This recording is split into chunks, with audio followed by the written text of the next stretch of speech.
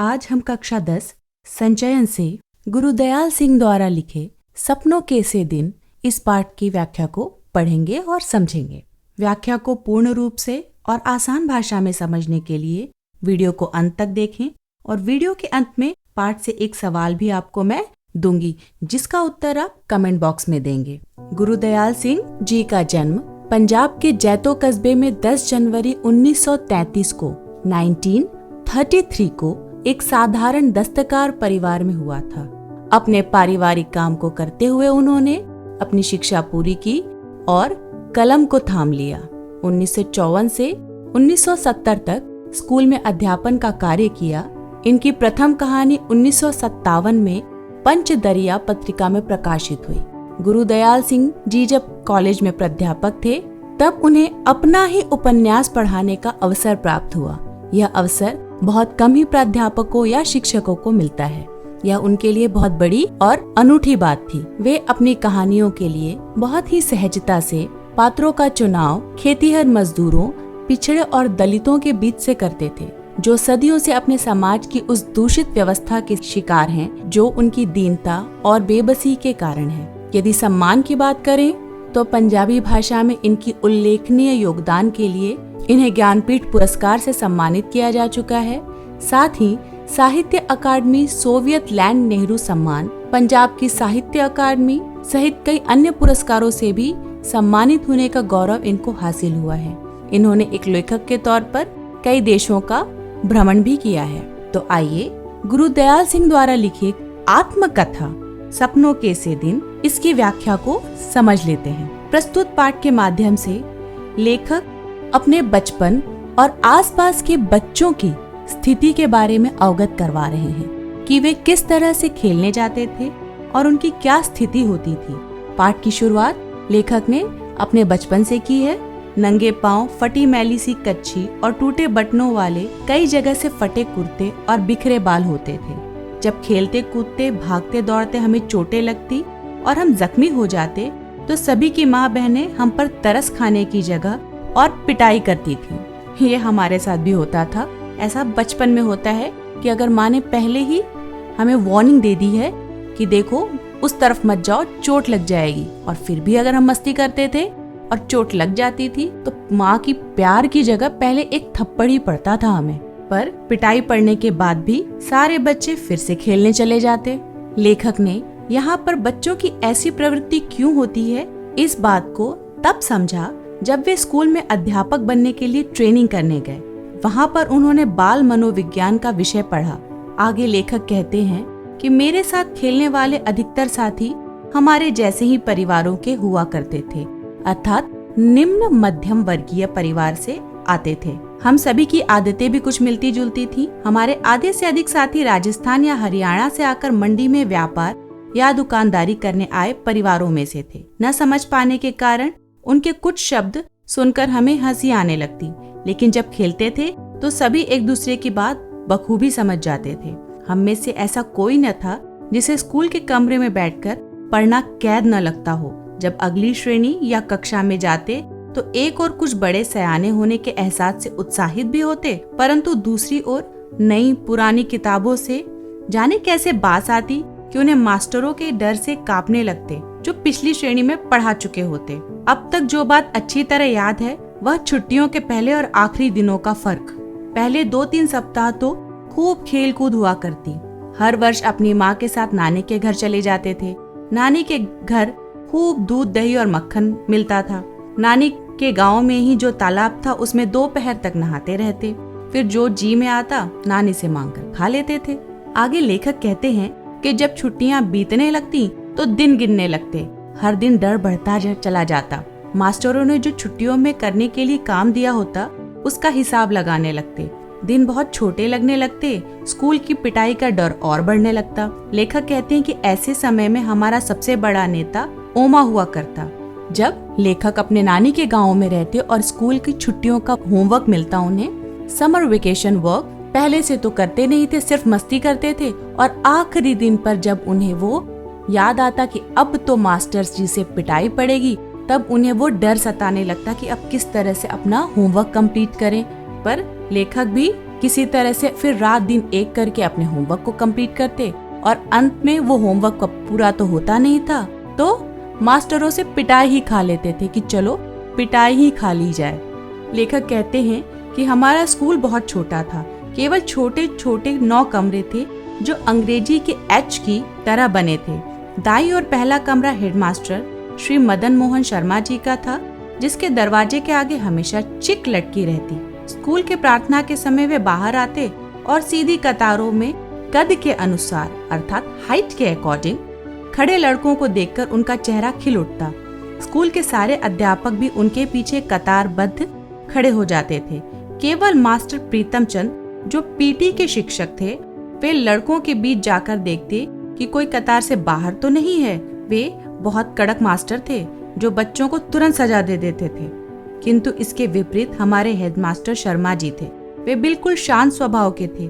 लेखक कहते हैं कि शर्मा जी 5वीं और 8वीं श्रेणी को अंग्रेजी खुद पढ़ाया करते थे। लेखक के अनुसार बिना रोए चिल्लाए स्कूल कभी जाना नहीं होता था, परंतु स्कूल में कभी कभी ऐसा भी पल हुआ करता था जिसके चलते स्कूल अच्छा भी लगता था। जब पीटी टीचर स्काउटिंग का अभ्यास कराते समय नीली पीली झंडियां हाथ में पकड़ाकर 1 2 3 करते तो झंडियां ऊपर नीचे दाएं बाएं लहराते तो बहुत ही मजा आता था और अच्छा भी लगता था।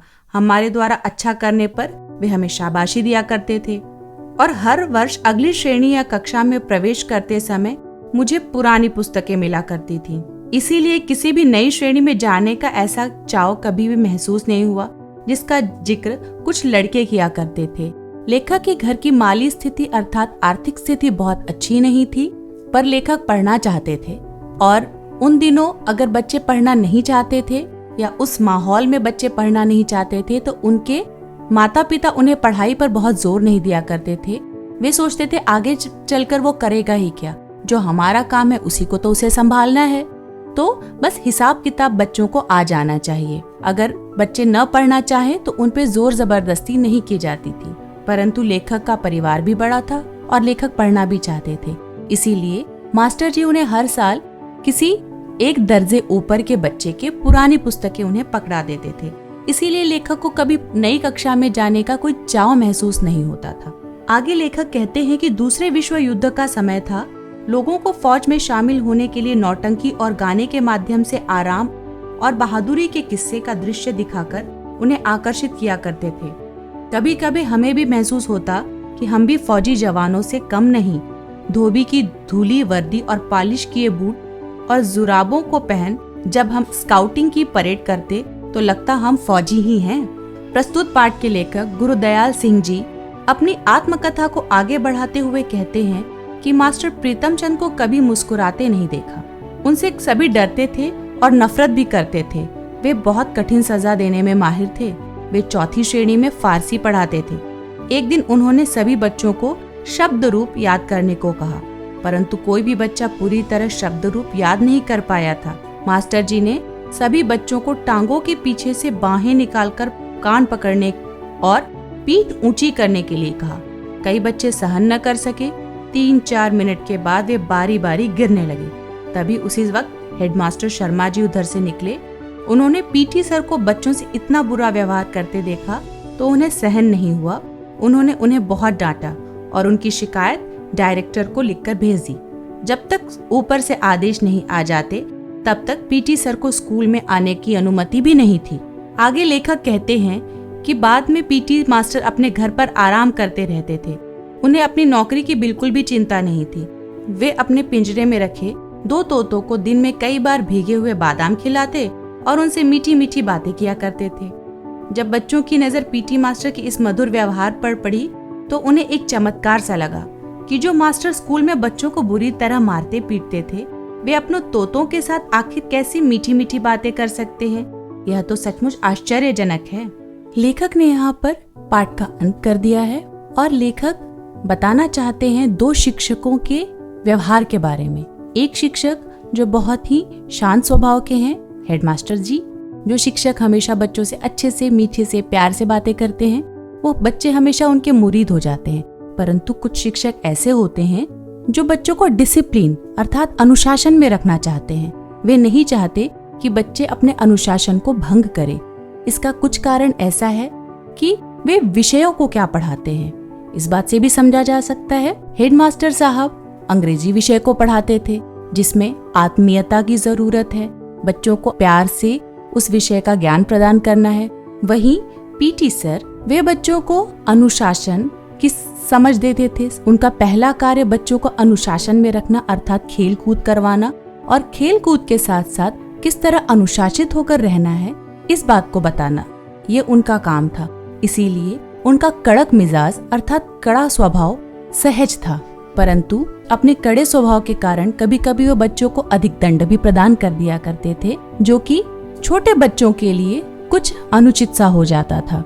उन्हें इसी बात को समझाने का बार बार हेडमास्टर जी ने प्रयत्न किया था, पर वो जब नहीं समझ पाए और जब हेडमास्टर जी ने स्वयं अपनी आंखों से बच्चों को कठिन दंड देते हुए उन्हें देख लिया था, तो हेडमास्टर साहब ने उनकी शिकायत लिखित रूप से डायरेक्टर को कर दी। अब बच्चों के लिए यह सोचना भी बहुत स्वाभाविक सा हो जाता था कि जो हेडमास्टर साहब स्कूल में आकर उन्हें इतना दंड देते थे, इतना डांटते थे, बच्चे जिनसे बहुत डरते थे, वही अपने घर के तोतों को इतना प्यार कैसे करते हैं, उनसे इतनी मीठी बातें करते हैं। तो कहीं न कहीं पीटी सर के दिल में भी एक वात्सल्य से भरा इंसान है, जिसके मन में भी प्रेम है अपने बच्चों के लिए। इसी बात को गुरुदयाल सिंह जी ने इस पाठ के द्वारा से बताया है कि किस प्रकार से बच्चे दो शिक्षकों के बीच भेद करके एक को अच्छा और एक को बुरा कह देते हैं, परंतु हर शिक्षक अपने बच्चों के विषय में हमेशा अच्छा ही सोचते हैं, कुछ अनुशासन के साथ दंड देकर, कुछ प्यार के साथ उन्हें समझाकर। कहते हैं ना, मिट्टी का घड़ा बनाने के लिए अगर मिट्टी को पानी के नरम हाथ लगाने पड़ते हैं तो कहीं न कहीं उसे थोड़ी सी सख्ती के साथ भी शेप देना पड़ता है, उसे मोल्ड करना पड़ता है ताकि घड़ा सही आकार ले। एक छोटे बच्चे को विद्यालय में शिक्षक अनुशासन, डांट, दंड और प्यार सभी के साथ उस बच्चे का भविष्य बनाने में जुटे रहते हैं। तो उम्मीद है आपको इस पाठ की व्याख्या बहुत आसानी से समझ में आ गई होगी।